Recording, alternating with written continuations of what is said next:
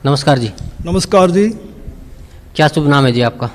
मेरा नाम महेंद्र दास है। गांव धनाना, जिला सोनीपत, हरियाणा का रहने वाला हूं और मैं संत रामपाल जी का छोटा भाई हूं नाते में। संत रामपाल जी महाराज की शरण में आने से पहले आप कौन सी भक्ति करते थे? वैसे तो भक्ति की रुचि बचपन से ही थी, फिर महाराज जी का बचपन से ही साथ मिलने से हनुमान जी की भक्ति, भगवान शिव के व्रत रखना, शिवलिंग पे जल चढ़ाना, वह भगवान विष्णु जी को विशेष रूप से मानता था, भगवान श्री कृष्ण जी को। जो आम हिंदू लोग करते हैं वही भक्ति हम करते थे। फिर मैं नौकरी लग गया, गुरु जी संत रामपाल जी से मैं दूर हो गया।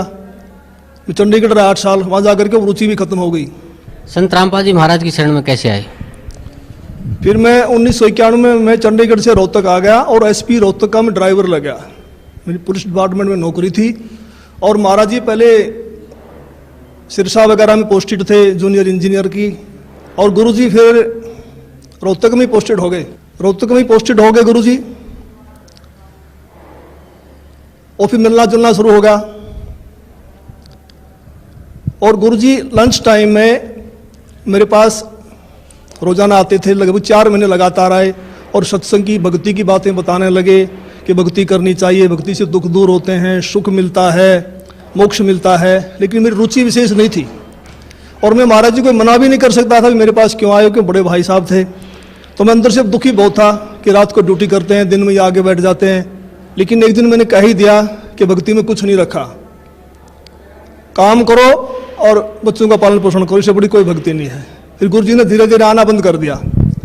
फिर मेरे जीवन में एक ऐसी घटना घटी, 1992 की बात है, कि मैं एक डीआईजी को लेकर के मधुबन गया हुआ था, पुलिस ट्रेनिंग सेंटर के अंदर।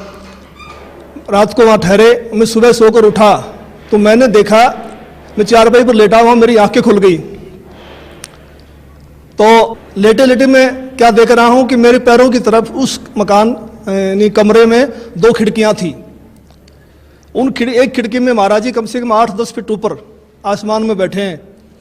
वो सीन मुझे आज तक याद है।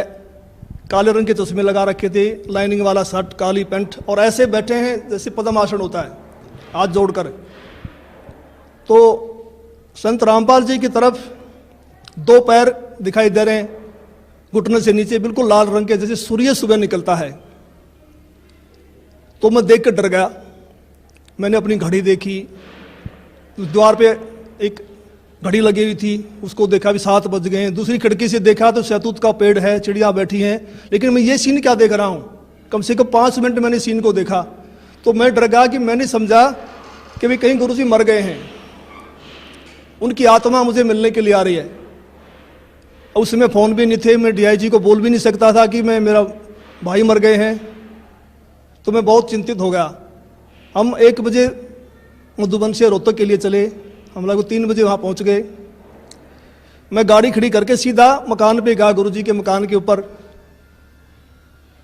तो जाके मैंने देखा गुरुजी ठीक ठाक मिले, मन में शांति हुई। तो गुरुजी ने पूछा भी कैसे आना हुआ आज दिन में, कैसे टाइम मिल गया। तो मैंने घटना के बारे में बताया। मैंने कहा जी मैंने तो ऐसे ऐसे एक घटना देखी सुबह सुबह, मैं डर गया कहीं आप मर ना गए हो।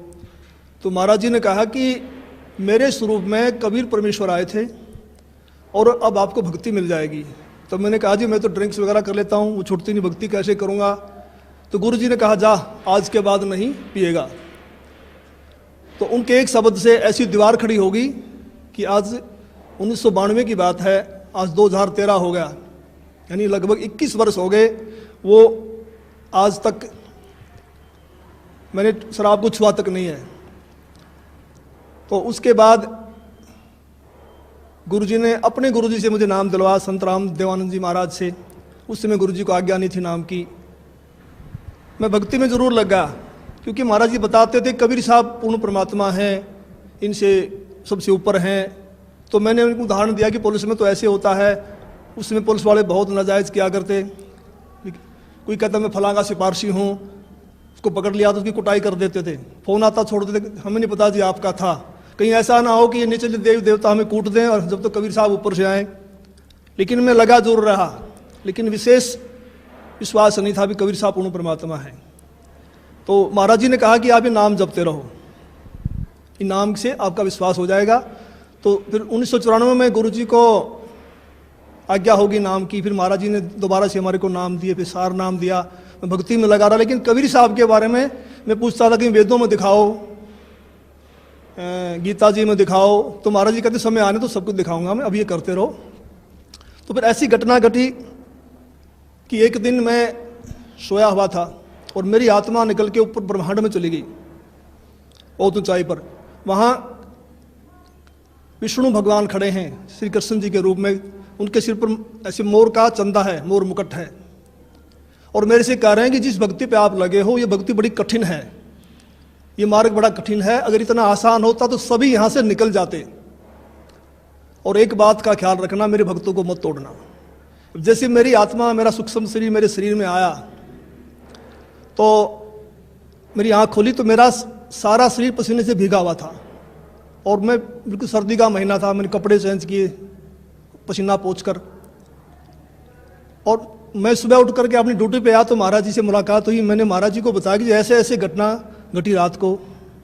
तो महाराज जी ने कहा कि आपको विश्वास नहीं हो रहा था कबीर साहब के बारे में, और आप कृष्ण जी को ज़्यादा मानते थे, इसीलिए कृष्ण जी के मुख से ही आपसे कहलवा दिया गया है कि ऊपर और शक्ति है और रास्ता है। तो उस दिन के बाद मैंने पीछे मुड़ के नहीं देखा, और फिर मैं सही ढंग से भक्ति करने लगा। सर, संत रामपाल जी महाराज से नाम उपदेश लेने के बाद आपको क्या क्या लाभ हुआ? पहले मैं संसारिक लाभ बताऊंगा आपको, खासकर शरीर के लिए।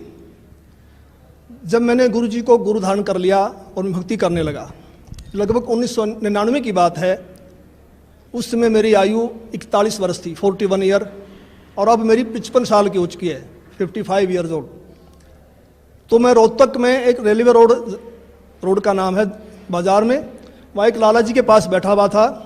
वहाँ एक लड़का मेरे से मिला, वो लाला जी ने, उसका नाम फकीर चंद जी थे, उन्होंने कहा कि ट्रिपल एमए है और इन्होंने ज्योतिष शास्त्र से भी एमए किया हुआ है।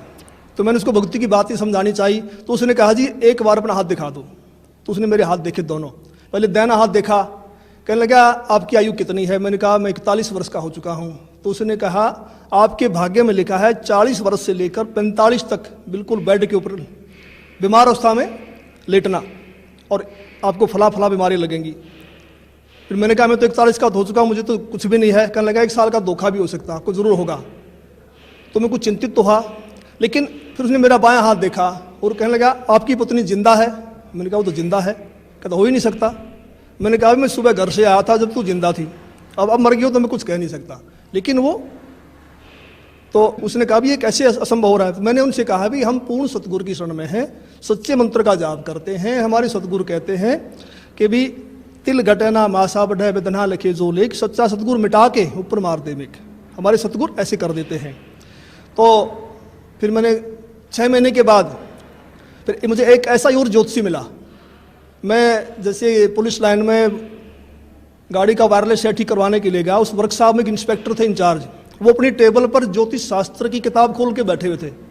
मैंने उनसे वही प्रश्न किया भी इसमें क्या रखा, भक्ति करो ना सच्चे नाम की। डिस्कस हुई हमारी। उसने कहा भगत जी ऐसी बात नहीं है, ये पूर्व जन्म के लेख होते हैं, भक्ति अलग चीज़ है, ये भी सत्य होते हैं। तो उसने मेरे फिर हाथ देख लिए, मेरे जो बातें उसने बताई थी वही बातें उसी ने दोहराई।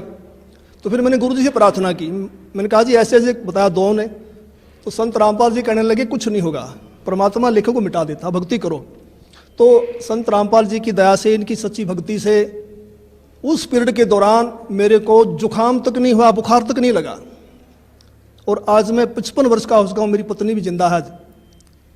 और मेरी जो घरवाली थी उनका नाम राजबाला है, और वो भक्ति में विशेष रुचि नहीं रखती थी, वो किसी को भी नहीं मानती थी, बस अपने काम धंधा करती थी।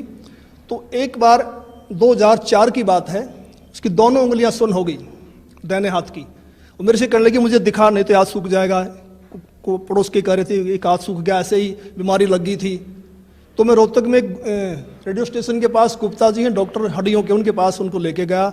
उन्होंने बताया कि उसकी ये गर्दन के पास नसें होती हैं, नस दब गई है। तो उन्होंने एक्सरे लिया, दवाई दे दी, 2 महीने इलाज चलता रहा, कोई फर्क नहीं पड़ा। तो मैंने अंदर गुरु जी से प्रार्थना की, संत रामपाल जी से भक्ति करते समय कि गुरु जी अगर ये हाथ सूख गया तो बुढ़ापे में हम तो रोटी बगैर भी रह जाएंगे, परेशान होगी, दया करो। तो जैसे मेरा ध्यान लगा हुआ था, श्रवण करते करते वैसे आंख बंद हो गई, तो मुझे गुरुजी खड़े दिखाई दिए और कहा कुछ नहीं होगा बेटा, ठीक हो जाएगी। तो मैं कुछ दिन के बाद ड्यूटी से छुट्टी लेकर घर गया। मैंने उससे पूछा भी आपकी उंगलियां ठीक होगी? उसने कहा वो तो ठीक होगी। मैंने कहा ये गुरुजी ने की है, मैंने प्रार्थना की थी। कहने लगे नहीं मैं तो दवाई से ठीक हुई हूँ। तो मुझे बड़ी निराशा हुई। तो कुछ यानी 2005 में उसके दाहिने पैर में बहुत जोर का दर्द शुरू हो गया। मैं उसी डॉक्टर के पास फिर लेके गया, गुप्ता जी के पास। गुप्ता जी ने फिर एक्सरे किया, फिर कहा भी रीढ़ की हड्डी की नस दब गई है, इसलिए उससे पेन है। उसने दवाइयाँ दे दी 1 सप्ताह की। मैं दवाई दिलवा करके बरवाला में सत्संग चल रहा था गुरुजी का, उसमें आ गया। तो उसने फ़ोन करवाया चौथे दिन, कहने लगी मुझे कोई आराम नहीं है और मैं तो मर रही हूँ, तो तू सत्संग में धक्के खाता फिर रहा है, क्या रखा है सत्संग में, आकर के मुझे दवाई दिलवा। तो मैं गुप्ता जी के पास गया, वहाँ उसका रिकॉर्ड लेकर के। गुप्ता जी ने कहा भी अब तो इसका ऑपरेशन होगा और कोई इलाज नहीं है। तो ऊपर से इलेक्शन थे हरियाणा में 2005 फरवरी में। तो मैंने कहा जी 1 सप्ताह इलेक्शन का, हमें छुट्टी नहीं मिलेगी, आप ऐसा कर दो, ऐसे इंजेक्शन लिख दो, कितने ही महंगे हैं, जो 10 दिन निकाल दें, फिर मैं ऑपरेशन करा लूँगा। तो उन्हें इंजेक्शन लिख दिया। मैं दवाई लेकर के पुलिस लाइन में जाके अपने बॉक्स में रख दिए। तो सुबह ड्यूटी करके फिर जाऊँगा घर। तो मैं रात को 2 बजे उठा, तो मुझे बड़ी वही चिंता हो गई भी क्या होगा, तो बड़ी रो रही है, बड़ी तकलीफ है उसको। तो मैं भक्ति करके सुबह का नित्य नियम करके अपने सुमरण करके मैं दोबारा सो गया। और सोते समय मैंने प्रार्थना की कि हे परमेश्वर, हे गुरुदेव, ठीक तो आप ही करते हो, अब की बार ठीक भी करो और ये एहसास करवाओ कि आपने ही किया है, करने वाले तो आप ही हो। तो मैं ड्यूटी करके शाम को 5 बजे घर गया। तो वो अपने काम धंधे में लगी हुई थी। मैंने उससे पूछा भी मैं तो 1000 रुपये की इंजेक्शन ले यार, तू ठीक है तो फ़ोन कर देती, इन दवाइयों को मैं वापस कर देता। तो उसने कहा मैं तो ठीक होगी। मैं कैसे हुई? कहने लगी मैं सारी रात रोती रही, 3 बज गए, मैं दीवार के ऐसे कमर लगा के रो रही थी। तो मुझे गुरुजी दिखाई दिए, मेरी आंख बंद हुई कुछ सेकंड के लिए। तो गुरुजी ने ऐसे हाथ किया, ठीक हो जाएगी बेटी, कोई बात नहीं। कहता उसी समय मेरा रोग बिल्कुल खत्म हो गया। तो फिर मैंने कहा आप तो भक्ति करेगी ना? कहने लगी हाँ अब करूँगी। तो आज तक उसको दर्द दोबारा नहीं हुआ है। और अनेक गुरुजी ने हमें सुख दिए। सबसे बड़ा तो मानसिक सुख होता है, मानसिक शांति, वो हमारे को संपूर्ण रूप से मिली हुई है। एक दिन संत रामपाल जी करनाल के अंदर एक भगत के घर गए हुए थे। हाँ, सतगुरु जी ने 3.5 घंटे के लगभग सत्संग किया।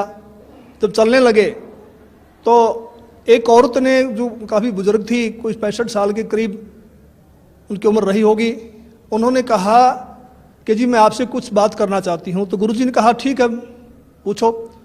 तो उसने कहा जी आपने जैसे सत्संग समाप्त किया तो आपके ऊपर से कमल के फूल पर बैठा हुआ सफेद परमात्मा निकल के गया है, मानव सदर्श, और मैं कमल की पंखड़ी को बहुत दूर तक देखते रही ऐसे। तो संत रामपाल जी ने कहा फिर आपकी क्या सलाह है नाम लेने की? तो उसने कहा मैंने तो गुरु बनाया हुआ है राधा स्वामी व्यास से, और मैं तो मंदिरों में भी जाती हूँ, देवताओं की पूजा भी करती हूँ। तो महाराज जी ने कहा देखो उनके फूटे भाग, ये सच्चाई को देखकर भी नहीं मान रही हैं। तो फिर हम चल पड़े। उस समय गुरु जी के पास सुमो गाड़ी होती थी, हम दिल्ली साइड में जा रहे थे। मैंने महाराज जी से प्रश्न किया कि महाराज जी परमात्मा का भी अजीब खेल है, जो ढूंढ रहे हैं उनको दर्शन नहीं दे रहे, और जिनको दर्शन दे दिए, जो इनको प्रकट होके बता गए, वे इसको मान नहीं रहे कि परमात्मा की क्या लीला है। तो महाराज जी ने कहा ये बुद्धि से परे का विषय है और इसको आप नहीं समझ पाएंगे। फिर मैंने कहा जी बताओ, दया करो। तो संत रामपाल जी ने बताया कि ये औरत 600 वर्ष पहले जब कबीर परमेश्वर आए थे उनकी शिष्या थी। इन्होंने लगभग 5-6 महीने भक्ति की, फिर इन्होंने नाम छोड़ दिए। उसी प्रथम मंत्र के प्रभाव से इसको मानवश्री मिलते आ रहे हैं, भक्ति में रुचि है। अब ये समझ रही है कि जो मेरे को छोटा मोटा लाभ मिल रहा है ये देव देवता या मेरा पुराना गुरु दे रहा है, जो उन्होंने बनाया हुआ है, तो डर के मारे नहीं छोड़ना पा रही। तो मैंने फिर प्रश्न किया कि महाराज जी मैंने तो ये पूछा है कि इनको दर्शन क्यों दिए?